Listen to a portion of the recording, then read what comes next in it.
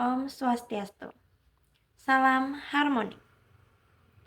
Terima kasih saya ucapkan kepada dosen pengampu Bapak Dr. Ikomang Sudarme, SPD, MPD, dan Bapak Adrianus Iwayan Ilya Yuda Sukmana, Eskom, MPD, selaku dosen pengampu mata kuliah Pendidikan Inklusi. Serta teman-teman semua yang sudah hadir pada pagi hari ini untuk mendengarkan presentasi dari kelompok kami, kelompok 3, terkait materi, karakteristik anak berkebutuhan khusus dengan hambatan emosi dan perilaku, lamban belajar, kesulitan belajar spesifik, serta anak peserta didik dengan kecerdasan istimewa dan bakat istimewa. Saya Nikademita Septia Lestari selaku moderator kelompok 3 dengan NIM 2411031305. Saya di sini tidak sendiri, saya ditemani oleh anggota kelompok saya, yaitu teman-teman saya. Baik, perkenalkan nama saya adalah Majidwi Putra Andika dengan NIM 24110313333. Halo semuanya, perkenalkan nama saya Niputunita Sriwulan Dewi, bisa dipanggil Nita, dengan NIM 2411031357. Baik teman-teman, itu dia nama-nama anggota dari kelompok kami. Selanjutnya ada pembahasan sub-sub materi yang akan nantinya kita bahas pada hari ini. Yang pertama, yaitu terkait latar belakang peserta didik berkebutuhan khusus. Yang kedua, pengertian. Yang ketiga, ada faktor penyebab.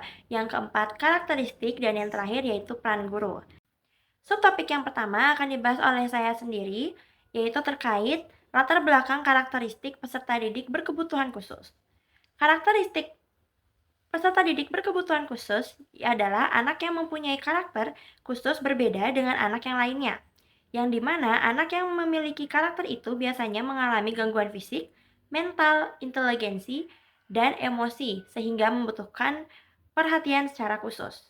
Selanjutnya, subtopik kedua akan dibahas oleh saya terkait pengertian anak berkebutuhan khusus dengan hambatan emosi dan perilaku, lamban belajar, kesulitan belajar spesifik, serta anak peserta didik dengan kecerdasan istimewa dan bakat istimewa.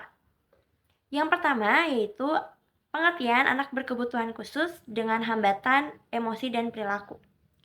Anak berkebutuhan khusus dengan hambatan emosi dan perilaku adalah anak yang mengalami kesulitan dalam mengendalikan emosi mereka, sehingga hal ini menghambat kemampuan mereka untuk berinteraksi sosial, belajar, dan berpartisipasi secara efektif dalam kehidupan sehari-hari. Anak-anak dengan hambatan emosi ini mengalami berbagai masalah seperti kecemasan, depresi, kemarahan yang berlebihan, dan kesulitan dalam mengatur emosi mereka. Yang kedua, pengertian anak berkebutuhan khusus dengan hambatan lamban belajar. Anak berkebutuhan khusus dengan hambatan lamban belajar atau yang bisa kita sebut sebagai slow learner adalah anak yang memiliki potensi intelektual sedikit di bawah normal tetapi belum termasuk tunagrahita. Biasanya memiliki IQ sekitar 70-90.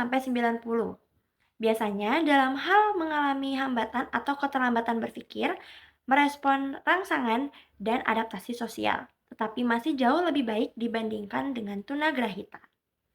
Mereka butuh waktu yang lebih lama dan berulang-ulang untuk menyelesaikan tugas-tugas akademik maupun non-akademik, dan karenanya memerlukan pelayanan pendidikan yang khusus. Yang ketiga, pengertian anak berkebutuhan khusus dengan hambatan kesulitan belajar spesifik. Anak berkebutuhan khusus dengan hambatan kesulitan belajar spesifik adalah anak-anak yang mengalami kesulitan belajar tertentu, meskipun memiliki kecerdasan normal.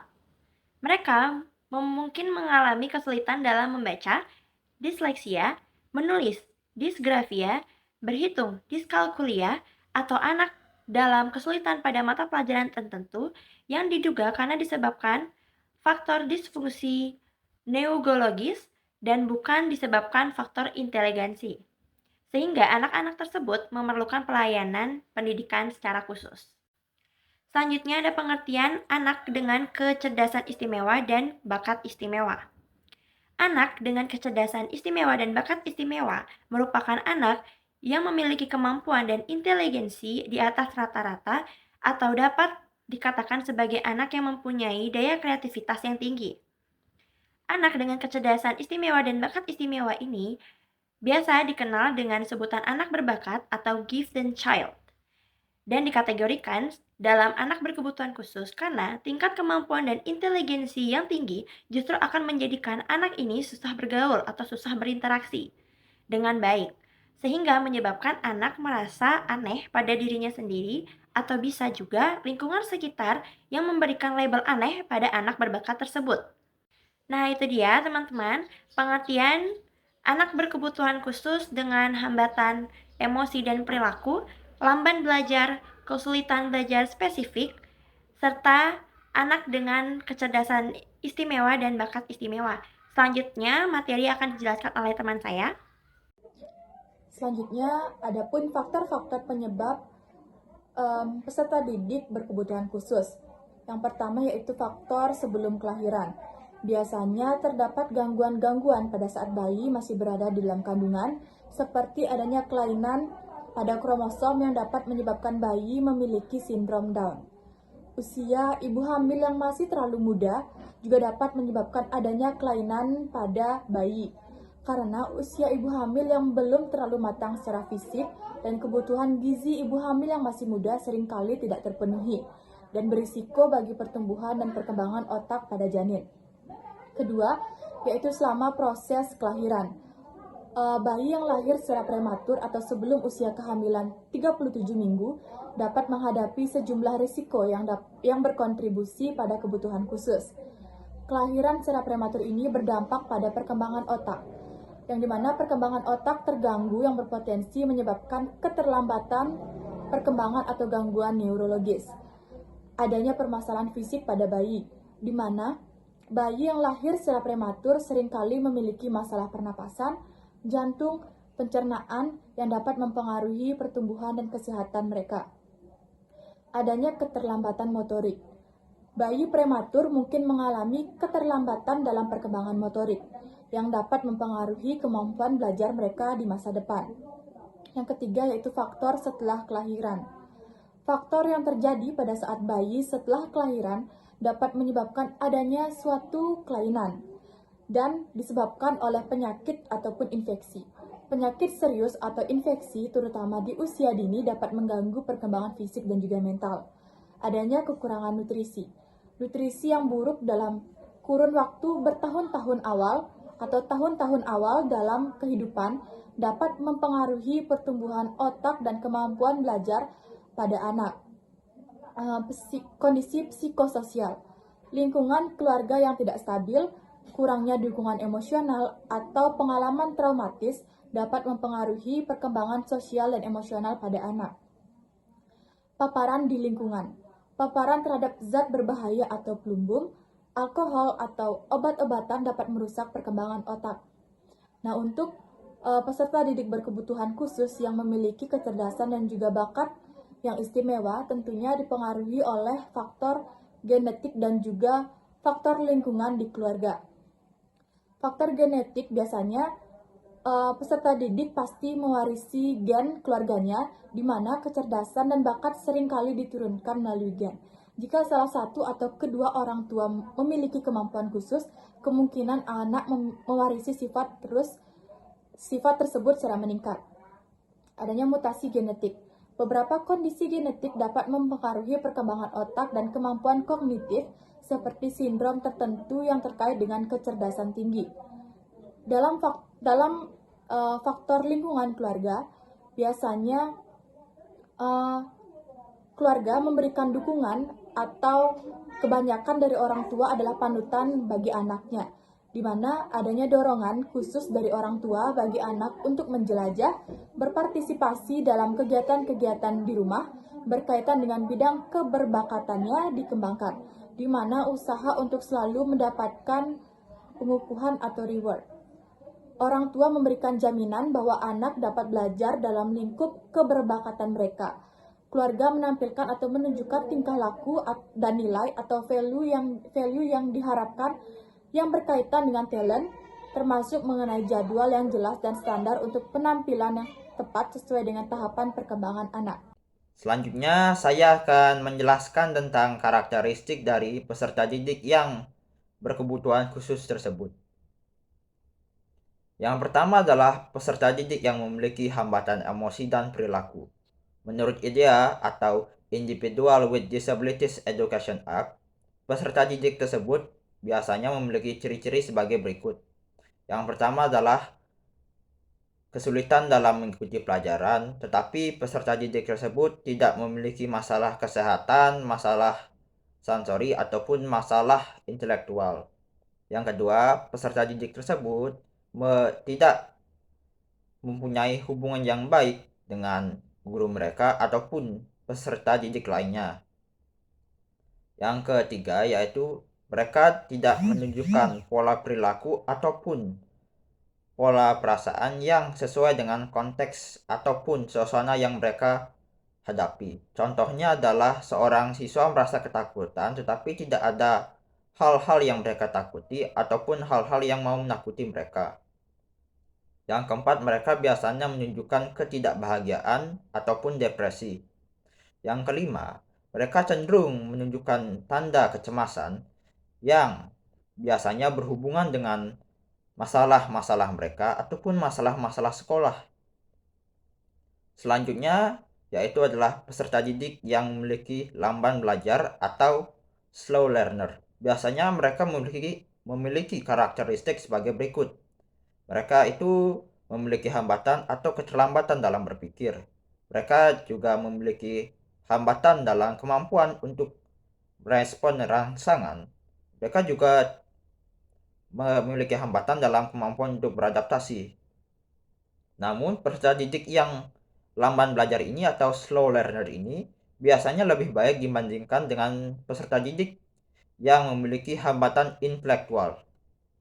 Selanjutnya adalah peserta didik yang kesulitan dalam pelajaran-pelajaran spesifik. Nah, peserta didik ini biasanya memiliki ciri-ciri sebagai berikut. Yang pertama, peserta didik ini biasanya memiliki IQ rata-rata atau di atasnya. Akan tetapi, mereka ini memiliki kesulitan dalam belajar di bidang-bidang tertentu.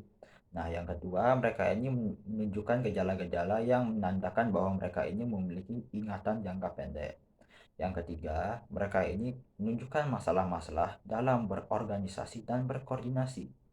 Yang keempat, mereka kesulitan dalam menumbuhkan perhatian mereka. Yang kelima, yaitu yang terakhir adalah mereka kesulitan dalam mengingat dan menjalankan instruksi-instruksi yang panjang. Ya, selanjutnya yang terakhir adalah peserta didik yang memiliki kecerdasan istimewa dan bakat-bakat istimewa. Biasanya mereka itu memiliki karakteristik sebagai berikut. Yang pertama, mereka itu memiliki IQ yang tinggi. Biasanya IQ mereka itu di atas 130. Mereka juga menunjukkan kreativitas dan task commitment yang tinggi. Yang selanjutnya yaitu mereka itu menunjukkan bakat yang sangat menonjol di dalam bidang-bidang akademik tertentu. Yang terakhir yaitu mereka memahami lebih cepat tentang pelajaran-pelajaran yang mereka terima daripada teman-teman sebaya mereka. Sekian dari materi karakteristik. Materi berikutnya akan dijelaskan oleh teman saya. Nah, guru tentunya memiliki peran penting dalam meningkatkan potensi peserta didik yang berkebutuhan khusus. Guru sebagai penyelenggara pendidikan mempunyai peranan penting dalam mengembangkan potensi dan kemampuan peserta didik agar dapat menjadi figur bagi kehidupannya. Peran guru dalam pendidikan inklusif sangat penting dan juga kompleks. Guru bukan hanya menjadi penyampai materi pembelajaran saja, tetapi juga menjadi fasilitator pembelajaran yang harus mampu mengakomodasi perbedaan siswa. Adapun peran guru yang pertama yaitu adaptasi kurikulum. Guru perlu dapat mengadaptasi kurikulum agar sesuai dengan kebutuhan dan kemampuan setiap siswa. Ini melibatkan penggunaan berbagai metode pengajaran dan penilaian yang mendukung keberagaman siswa. Yang kedua, pengelolaan kelas yang inklusif. Guru perlu mengembangkan keterampilan manajemen kelas yang dapat menciptakan lingkungan yang mendukung bagi semua siswa. Ini mencakup penerapan aturan yang adil, memfasilitasi kerja kelompok, dan mengidentifikasi serta mengatasi potensi konflik. Saya akan melanjutkan penjelasan mengenai materinya. Salah satu dari peran guru itu adalah untuk memahami kebutuhan siswanya. Guru itu perlu memahami dengan baik kebutuhan khusus setiap siswa yang ada di kelasnya. Hal ini melibatkan komunikasi yang terbuka antara siswa, orang tua, dan pihak-pihak terkait lainnya. Hal ini dilakukan untuk memastikan bahwa setiap individu mendapatkan dukungan-dukungan yang diperlukan. Guru juga memiliki peran untuk mendapatkan pelatihan dan pengembangan profesional. Guru juga perlu mendapatkan pelatihan dan pengembangan profesional terkait pendidikan inklusif. Ini dapat membantu mereka meningkatkan keterampilan dan pemahaman mereka dalam menghadapi tantangan-tantangan terkait siswa-siswa yang berkebutuhan khusus yang mungkin muncul. Sekian, terima kasih. Baik, itu dia pemaparan materi dari kelompok kami. Di sini saya dapat simpulkan bahwa keberadaan peserta didik berkebutuhan khusus yang mengalami kesulitan dalam mengikuti pembelajaran karena berbagai faktor masih membutuhkan bimbingan dan pembelajaran yang memadai. Seluruh peserta didik berkebutuhan khusus tersebut memiliki ciri-ciri dan faktor-faktor yang membentuk karakteristik mereka. Hal ini menyebabkan para calon pendidik seperti kita harus bisa memahami tentang peran kita dalam memberikan pendidikan dan pengetahuan yang memadai kepada para peserta didik berkebutuhan khusus tersebut. Sekian pemaparan materi dari kelompok kami. Saya selaku moderator kelompok 3 meminta maaf apabila ada kesalahan kata yang disengaja maupun tidak disengaja. Dan saya ucapkan terima kasih. Saya tutup dengan mengaturkan Parama Santi. Om Santi Santi Santi Om. Salam harmoni.